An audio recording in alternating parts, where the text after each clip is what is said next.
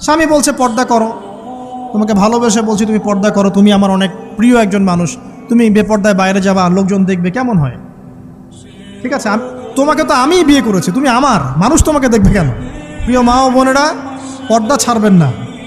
আপনাদের জন্য 4টা কাজ: স্বামীর আনুগত্য করা, লজ্জাস্থানের হেফাজত করা, আপনার 5 ওয়াক্ত সালাত ঠিকঠাক মতো আদায় করা এবং রমজান মাসে সাওম রাখা। নবীজি বলেছেন সাল্লাল্লাহু আলাইহি ওয়াসাল্লাম, জান্নাতের যে কোনো দরজা দিয়ে ইচ্ছা আপনি প্রবেশ করতে পারবেন। আপনার জন্য সহজ। আর স্বামীর আনুগত্য বলতে আমি বুঝাইনি স্বামীর দাসত্ব করতে হবে, এটা বলিনি। এখনকার কিছু ফ্যামিলিস্ট মেয়ে আছে, ওরা আনুগত্য শব্দ মনে হয় যে দাসত্ব মনে হয়। আনুগত্য দাসত্ব এক জিনিস না। আনুগত্য কি? স্বামী কোরআন সুন্নাহর অনুকূলে কোনো কথা বলেছে, আপনি মানবেন। স্বামী বলছে পর্দা করো, তোমাকে ভালোবেসে বলছি তুমি পর্দা করো, তুমি আমার অনেক প্রিয় একজন মানুষ, তুমি বেপর্দায় বাইরে যাবা, লোকজন দেখবে, কেমন হয়? ঠিক আছে, তোমাকে তো আমিই বিয়ে করেছি, তুমি আমার মানুষ, তোমাকে দেখবে কেন? ঠিক আছে, তো এখন স্বামী ভালো কথা বলেছে, আপনি শুনলেন, এটা আনুগত্য। আর ওই স্বামী যদি বলে আসো তো আমার কলিগরা এসেছে, ওকে খাবার সার্ভ করতে হবে, আসো খাবারটা পরিবেশন করো, এখন আপনি বেপর্দা হয়ে আপনার স্বামীর কলিগের সামনে খাবার পরিবেশন করতে শুরু করলেন, এটা কি আনুগত্য করতে হবে? এটা তখন আপনি আনুগত্য করবেন না। সিম্পল, কোরআন সুন্নাহর অনুগত কাজে আপনি স্বামীর আনুগত্য করবেন, বিপরীতে গেলে আপনি করবেন না। স্বামীর আনুগত্য মানে স্বামীর দাসত্ব নয়। আর এই হাদিসটা আপনি কেন ভুলে যান যে আল্লাহ রাসূল সাল্লাল্লাহু আলাইহি ওয়াসাল্লাম বলেছেন, আল্লাহ ছাড়া যদি কাউকে সেজদা করা যেত, সম্মান বুঝাচ্ছেন, আল্লাহ ছাড়া যদি কাউকে সেজদা করা জায়েজ হতো, আমি মেয়েদেরকে বলতাম যেন স্বামীকে সেজদা করে। কেন? কারণ আপনাকে রেসপন্সিবিলিটি, আপনার খাবার, আপনার ফুড, আপনার শেল্টার, আপনার মানে পুরো দায় দায়িত্ব নিজের হাড় ভাঙা পরিশ্রম দিয়ে, জীবনের ঝুঁকি নিয়ে স্বামী আপনার জন্য করে। সে আপনার সম্মান পাওয়ার যোগ্য তো? সে কি আপনার সম্মান পাওয়ার যোগ্য নয়? আপনি যদি সম্মানের হক আদায় না করতে পারেন তাহলে আপনি অকৃতজ্ঞ। আর অকৃতজ্ঞ মেয়ে কখনো জান্নাতে যাবে? একটা হাদিসে আছে, বেশিরভাগ মেয়ে জাহান্নামের যাওয়ার অন্যতম কারণ হচ্ছে তারা স্বামীর সাথে কুফরি করে। কি করে? মানে সারা জীবন স্বামী ভালোবেসে যায়, ভরণ পোষণ দিয়ে যায়, সব চাহিদা পূরণ করে যায়, একদিন দেখবেন কথা কাটাকাটি হয়েছে, ওই দিন বলে বসবে যে তোমার কাছে আমি কিচ্ছু পাই নাই সারাদিন। এই যে কুফরি, এই কারণে তারা জাহান্নামে যেতে পারে বেশি। আল্লাহ হেফাজত করুন। আমি আরেকটা কারণ হচ্ছে যে বেপর্দা। আপনাকে 4টা মূলনীতি ফলো করতে হবে। 1, এমন কোনো পোশাক পরবেন না যে পোশাকটা আটো সাটো, যেটা পরলে আপনার গায়ের কাঠামো বোঝা যায়। এটা বোরখা হলেও পরা যাবে না। আমি কি বুঝাতে পারছি? ডিজিটাল বোরখা দেখেন নাই? দেখছেন? মাশাআল্লাহ। আর কারা কারা দেখছেন? এদিকে চোখ বেশি যায় না? আচ্ছা, এমনি দেখা যায়, চোখ দিতে হয় না, এমনি দেখা যায়। ডিজিটাল বোরখা চলবে না, ডিজিটাল বোরখা চলবে না। আমার মত, এটা আমি মত দিচ্ছি, আমি আল্লাহর রাস্তায় সময় দিয়েছি অনেক দিন, এবং এখানে যে পর্দাটা শেখানো হয় এরকম পর্দা আমি অন্য কোথাও দেখিনি। এত চমৎকার পর্দা শেখানো হয়। কারা কারা সময় লাগিয়েছেন? 3 দিন 7 দিন সময় দিয়েছেন কারা কারা? বেশিরভাগই দেন নাই। সমস্যা নাই, দিতে হবে, আমি বাধ্যতামূলক বলিনি আপনাকে। বলেছি এখানে পর্দা শেখানো হয়, চমৎকার পর্দা শেখানো হয়, যে এখানে চোখটা পর্যন্ত তাদের ঢেকে রাখার তালিম দেওয়া হয়। যাই হোক, যেখানেই শেখেন অ্যাটলিস্ট পর্দাটা শিখলেই হলো। এমন পোশাক হবে না যেই পোশাকটা আটো সাটো, যেটা পরে আপনার গায়ের কাঠামো বোঝা যায়। 2 নম্বরে এমন পোশাক পরা যাবে না যেই পোশাকটা পরলে বাহির থেকে ভিতরের অঙ্গ দেখা যায়। দেখেছেন? দেখেন নাই? দেখছেন হুজুর? আচ্ছা, আপনারা তো সব দেখেন দেখি। তারপরে 3 নাম্বার, এমন পোশাক পরা যাবে না যেটা অমুসলিমদের সাথে সাদৃশ্য আছে। কথা বুঝতে পারছেন? অমুসলিমদের ধর্মীয় বিষয়ের সাথে সাদৃশ্য আছে এমন পোশাক মুসলিম মেয়েদের পরা যাবে না। এর মানে এই নয় যে অন্য ধর্মকে আপনি আক্রমণ করবেন, এটাও নয়। যে যার ধর্ম তাদের স্বাধীনতা মতো পালন করবে। মুসলিমরা বাধা দিবে? দিবে না। মুসলিমরা দাওয়াত দিতে পারে। কি করতে পারে? দাওয়াত দিতে পারে যে ভাই, যে লা ইলাহা ইল্লাল্লাহর কনসেপ্ট আপনাকে বুঝাচ্ছি, আল্লাহ ছাড়া কোনো মাবুদ নাই, মুহাম্মদ সাল্লাল্লাহু আলাইহি ওয়াসাল্লাম সর্বশেষ রাসূল, এই কোরআন পড়ুন, হাদিস পড়ুন, দেখুন এটাই হচ্ছে মানবতার মুক্তির সনদ। এরপর যদি সে ইসলাম কবুল করে আলহামদুলিল্লাহ, যদি না করে এর হিসাব কে দিবে? সে নিজে দিবে। এর হিসাব কি আমাকে দেওয়া লাগবে? দেওয়া লাগবে না। তো অমুসলিমদের সাথে সাদৃশ্য আছে এমন পোশাক চলবে না। আর 4 হচ্ছে, পুরুষরা মেয়েদের পোশাক পরতে পারবে না মেয়েরা পুরুষদের পোশাক পরতে পারবে না। জি, আপনাদেরকেই বলছি, আপনারা জিন্স পরতে পারবেন না, মেয়েদেরকে বলছি, এবং টি শার্ট পরতে পারবেন না। আপনারা ওই যে যা ইচ্ছা তাই ড্রেস পরে বলবেন যে হাজার বছরের সভ্যতা সংস্কৃতি, এসব বাজে কথা চলবে না এখানে। এটা হাজার বছরে কোনোদিনও আমাদের দাদা নানিরা এগুলা কখনো পরে নাই। পড়ছে? আপনার দাদি কখনো এরকম পরছিল শাড়ি? তো যে বললো হাজার বছর থেকে পরে আসতেছে নাকি। সুবহানাল্লাহ। তো এখানে বিষয়টা হচ্ছে পুরুষ মেয়ের পোশাক পরতে পারবে না, মেয়ে পুরুষের পোশাক পরতে পারবে না। আমি খুব সংক্ষিপ্ত করে আপনাকে কোরআন সুন্নাহ থেকে 4টা মূলনীতি বলে দিলাম। এই 4টা মূলনীতি কোরআনেও আছে, হাদিসেও আছে। আসেন, এই যে নারীর অবমাননা, এই বিষয়টা আইয়ামে জাহিলিয়াতে যেমন ছিল, এখন দেখবেন আরও বড় পরিসরে এসেছে। আসে নাই? এই যে ফ্যাশন শো, দেহের প্রদর্শনী, বিভিন্ন ফিল্মস দেখবেন, ফিল্ম ইন্ডাস্ট্রিজে দেখবেন, মিউজিকে দেখবেন, পর্নে দেখবেন, মেয়েদের দেহটাকে নিয়ে ব্যবসা করা হচ্ছে। আগে তো না হয় কন্যা সন্তান হলে জীবন্ত পুঁতে ফেলতো নাকি, এখন যদি গর্ভের বাচ্চা মেয়ে জানে, অনেকে আগেই মেরে ফেলে। বোঝেন নাই মনে হয়? অনেকে যদি জানে যে গর্ভে মেয়ে সন্তান আছে, আগেই মেরে ফেলায়। এমন অনেক দেশ আছে, আমি নাম বলছি না দেশের সঙ্গত কারণে, যে সেই দেশে এরকম মেয়ে সন্তানকে এই যে খালাস করে ফেলার, নষ্ট করে ফেলার, ভ্রূণ নষ্ট করার আলাদা ক্লিনিক আছে, আলাদা হসপিটাল আছে। বলে নাউজুবিল্লাহ। তো আসলে ওই 1450 বছর আগের মানুষটা বেশি বর্বর ছিল না আমরা বেশি বর্বর? এই অধিকারের কথা বলে বলে আমরা মেয়েদের দেহটাকে নিয়ে এখন মস্করা করছি, তামাশা করছি। সবচেয়ে সেরা অধিকার কোথায় পাবে? কোরআনে পাবে, হাদিসে পাবে, ইসলামে পাবে। তার পর্দা নিশ্চিত হবে, দেহ সেফ থাকবে, তার ইজ্জত নিশ্চিত হবে, ইজ্জত সেফ থাকবে, তার সম্মান সেফ থাকবে, তাকে রাজরানীর মতো স্বামী বাসায় রাখবে, কারণ সে হচ্ছে তার কাছে সবচেয়ে মূল্যবান প্রিয় বস্তু। শুধু তাই নয়, সম্পত্তির অধিকার তাকে দিতে হবে। একজন মেয়ে তার ভাইয়ের সম্পত্তি পাবে, তার বাবার সম্পত্তি পাবে, তার স্বামীর সম্পত্তি পাবে, সব দিক থেকে সে সম্পত্তি পাবে। আর একজন ছেলে কিন্তু সব দিক থেকে সম্পত্তি পাবে না। এই বিষয়গুলো যখন এক শ্রেণীর মানুষ বোঝে না, তখন ইসলামের বিরুদ্ধে অহেতুক প্রপাগান্ডা চালানো শুরু করে।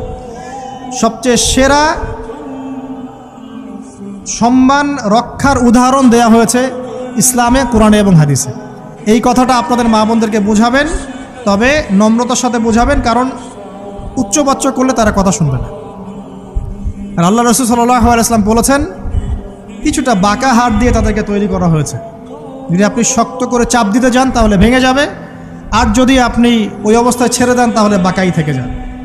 এখানে আপনাকে হিকমা অবলম্বন করতে হবে। আল্লাহ পাক তৌফিক দান করুন। একটা বিষয় বলছিলাম, ওই যে শিরকের পাপ এখন গ্লোবালাইজেশন হয়েছে না, ওই সুদের পাপ এখন গ্লোবালাইজেশন হয়েছে না। গ্লোবালাইজেশন বোঝেন? মানে বিশ্বায়ন, পুরো বিশ্বে ছড়িয়ে পড়েছে না। আর একটা হচ্ছে এই যে মেয়েদের অবমাননা, এটা সারা বিশ্বে ছড়িয়ে পড়ে নাই? আচ্ছা, আর দুটা বলবো, এরপর বলে আমি শেষের দিকে যাচ্ছি। আসেন, একটা হচ্ছে মাদক। আইয়ামে জাহিলিয়াতের অন্যতম সেরা পাপ ছিল কি? মাদক। ওই যে বলছেন জাহিলি যুগ, কেন বলছেন জাহিলি যুগ? বিকজ ওইখানে মাদক খেত মানুষ বেশি। এখন বলেন, ওখানে না হয় মক্কায় মাদক খেত মানুষ, এখন সারা বিশ্বে মাদক ছড়িয়ে পড়ে নাই? বেশি না কম? এখন এই যে নতুন নতুন মাদক আসছে, ইয়াবা, আরও নাকি কি আসছে নতুন নতুন, আমরা নামও জানি না। এই যে গাজার নাম জানি, ফেন্সিডিলের নাম জানি, আর কি আছে, হিরোইন বলেন, আর দু একটা, আফিম, আর কি আছে? হ্যাঁ, রেন্ডি, সুবহানাল্লাহ, এই নামও কখনো শুনি নাই আমি। আচ্ছা শোনেন, বিষয়টা হচ্ছে, দেখুন, এই বিষয়টা কি হালাল না হারাম? আচ্ছা, এটাকে যদি আমরা হালাল করে নেই তাহলে কি হবে? কুফরি হবে না শিরক হবে? শিরক কুফর দুটোই হচ্ছে। কিন্তু এখন মক্কার কিছু মানুষ মাদক খেয়েছে বুঝলাম, আল্লাহ রাব্বুল আলামিন ধাপে ধাপে এখান থেকে বের করেছেন। প্রথমে বলেছেন মদ খেয়ে নামাজের ধার কাছে যেও না।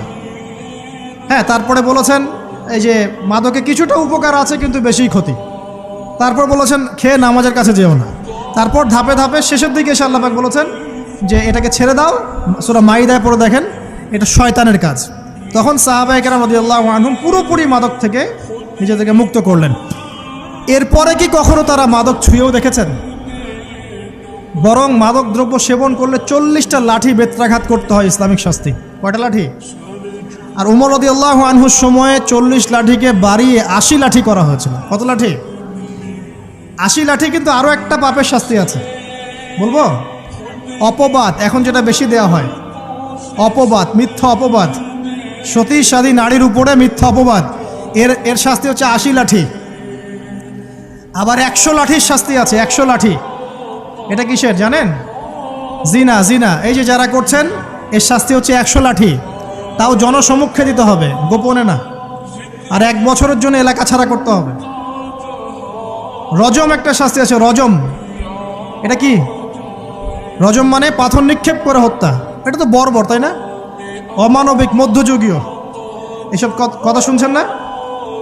শোনেন, কিছু কিছু বিষয় আছে যে বিষয়গুলো করার পরে এই পৃথিবীতে মানুষ বেঁচে থাকার অধিকারটা হারিয়ে ফেলে। কথা বুঝতে পারছেন না? কিছু কিছু পাপ আছে, এগুলো করলে পরে মানুষ এই পৃথিবীতে বেঁচে থাকার অধিকারটা হারায় ফেলে। যেমন কোনো বিবাহিত ব্যক্তি যদি জেনা করে, নাউজুবিল্লাহ, কোনো ছেলে যদি কোনো ছেলের সাথে যৌন সম্পর্ক করে, সমকামী করে, বা এটাকে যেটা গে মানে যেটা কি বলে, সমকামিতা, ঠিক আছে, এই কাজ যদি কেউ করে, নোংরা কাজ যদি কেউ করে, কোনো মেয়ে যদি কোনো মেয়ের সাথে এরকম কোনো কাজ করে, একই পাপ। এইসব পাপ করলে পরে এই পৃথিবীতে বেঁচে থাকার অধিকারটা সে হারিয়ে ফেলে। কথা কি বুঝতে পারছেন? আচ্ছা, তখন শাস্তি হচ্ছে আল্লাহ রাব্বুল আলামিন পাথর নিক্ষেপ করে হত্যা করতে বলেছেন। কারণ হচ্ছে সে এত গর্হিত একটা কাজ করেছে যেটা এই শাস্তি পাওয়ার সম্পূর্ণ যোগ্য। এবং কওমে লূত নামে যে কওম ছিল, ওই কওমটাকে আসমানে উঠিয়ে আল্লাহ পাক পাথর বর্ষণ করে এভাবেই শেষ করে দিয়েছে। জর্ডান, একটা দেশ আছে না জর্ডান, জর্ডানের পাশে ডেড সি নামে একটা জায়গা আছে, ডেড সি, মৃত সাগর। ওইখানে সাদুম নামে একটা গোত্র থাকতো। কোন গোত্র? সাদুম। ওই সাদুম গোত্র এরকম সমকামী ছিল। আল্লাহ রাব্বুল আলামিন লূত আলাইহিস সালামকে পাঠিয়েছিলেন, তারা হেদায়েতের বাণী শোনে নাই। আল্লাহ পাক ওদেরকে আসমানে উঠিয়ে পাথর নিক্ষেপ করে উল্টা দিকে দাফন করে দিয়েছেন। নাউজুবিল্লাহ।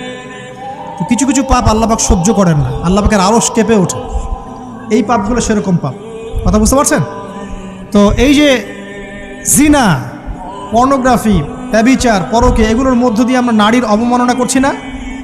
এবং ধর্মের মাধ্যমেও মাঝে মাঝে করছি, যখন আমরা ধর্মের নামে মেয়েদের অধিকার দিচ্ছি না।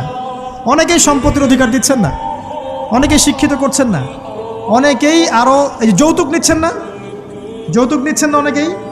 যে বিয়ের সময় যৌতুক নেয়, এটা তো মেয়ের উপর, মেয়ের পিতার উপর টর্চার করা, সম্পূর্ণ হারাম, সম্পূর্ণ হারাম। তারপরে দেখবেন, রিপোর্টগুলো পড়ে দেখবেন যে এই বছর 2000 কত, এটা 22, এই 22-এই গভর্নমেন্ট রিপোর্ট অনুযায়ী নিবন্ধিত প্রায় 1339টা ধর্ষণের মামলা হয়েছে। তো এটা এখন অ্যাভেলেবল, যে কোনো সব জায়গায় ধর্ষণ হচ্ছে, এখন অ্যাভেলেবল। মানুষ এটাকে স্বাভাবিক মনে করছে, এখন নর্মাল ধর্ষণ হতেই পারে, মানুষ এখন এমন মনে করছে। প্রত্যেক দিন পেপার খুলবেন, দেখবেন রেপের খবর, প্রত্যেক দিন খবর শুনবেন ধর্ষণের খবর। আর সব খবর তো আসে না, আসে হয়তো 10%, 20%, 30%, বেশিরভাগই আসে না। এলাকায় মোড়ে মোড়ে দেখবেন, গ্রামে গঞ্জে শহরে বন্দরে খালি ইফটিজিং দেখবেন, খালি ইফটিজিং। মেয়েদেরকে যৌন হয়রানি করা হচ্ছে, বাসে, অটোতে, টেম্পুতে, সব জায়গায়। বাসের মধ্যে মেয়েকে রেপ করে ফেলা হচ্ছে। একটা বাচ্চা মেয়ে যে বোঝেও না যে সেক্সুয়াল বিষয়গুলো কি জিনিস, ওকেও রেপ করা হচ্ছে। এই যে মহামারী, আপনি তো বুঝতে পারছেন না যে আমরা কোন সমাজে আছি। এই সমাজে আপনার মেয়ে তো সেফ না, আমার মেয়ে তো সেফ না। আমার মেয়ে, আপনার মেয়ের ভবিষ্যৎ কি হবে, এর ভবিষ্যতের নিশ্চয়তা কে দিবে? আপনার মেয়ের ইজ্জতের ভবিষ্যতের নিশ্চয়তা কে দিবে?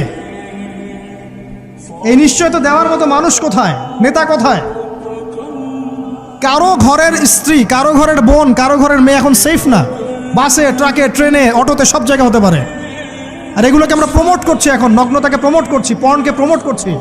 এই নগ্নতা, পর্ন, এসব দিয়ে মানুষের মাথাটাকে পুরো জানোয়ার বানিয়ে ফেলা হয়েছে। পর্ন দেখাতে দেখাতে ছেলেদের মাথাটাকে জানোয়ার, পশু বানিয়ে ফেলা হয়েছে।